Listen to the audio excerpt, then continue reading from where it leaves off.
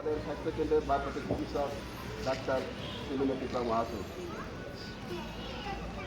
আজকের এই ৮০তম স্বাধীনতা দিবস উপলক্ষে উপস্থিত মাননীয় চিকিৎসক ডক্টর ক্লিন্টন ত্রিপুরা মহাশয়, উপস্থিত আমাদের কলাসা প্রাথমিক স্বাস্থ্যকেন্দ্রের স্টাফগণ এবং আমাদের এই হাসপাতালে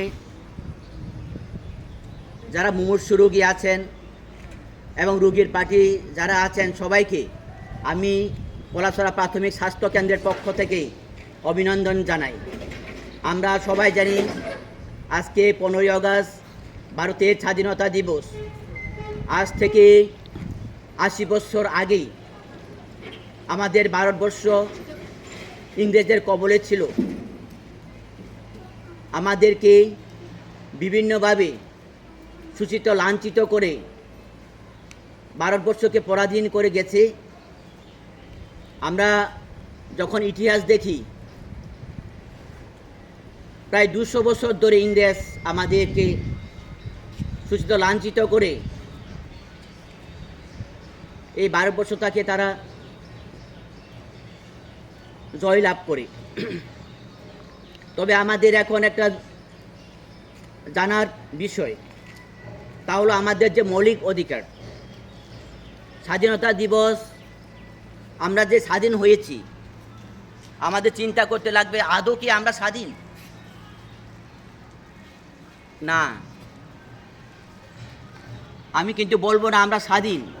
কেননা আমরা দেখেছি আজকের এই ভারতবর্ষে হিন্দু মুসলিম, হিন্দু খ্রিস্টান, হিন্দু শিখ ধর্মের ভেদাভেদ এখনও আছে। আমরা দেখেছি, আমরা যদি সোশ্যাল মিডিয়ায় দেখি, অনেক খ্রিস্টানদের প্রতি অত্যাচার বা অনেক হিন্দুদের প্রতি অত্যাচার, অনেক খ্রিস্টানদের প্রতি অত্যাচার আমরা দেখি। কিন্তু এটা স্বাধীনতার আসল উদ্দেশ্য নয়। স্বাধীনতা বলতে আমরা সবাই ভারতবাসী, আমরা বিভিন্ন ধর্মের লোক বসবাস করতে পারি, বিভিন্ন জাতির লোক বসবাস করতে পারে আমাদের এই ভারতবর্ষে। ভারতবর্ষ এক সার্বভৌম রাষ্ট্র। আমাদের কথা বলার অধিকার আছে, চলাফেরা করার অধিকার আছে। আমাদের জাতির যে যে ভাষা দিয়ে কথা বলে, ওই ভাষা দিয়ে কথা বলার সবার অধিকার আছে। কিন্তু আমরা আজকাল দেখি বিভিন্নভাবে বিভিন্ন জাতির শোষিত লাঞ্ছিত আছে। এখন আমরা প্রকৃত অর্থে স্বাধীন নই। আমাদেরকে আবার শিখতে লাগবে। আমাদেরকে শুধু একটাই মূলমন্ত্র থাকতে লাগবে, ওইটা হলো আমরা ভারতবাসী।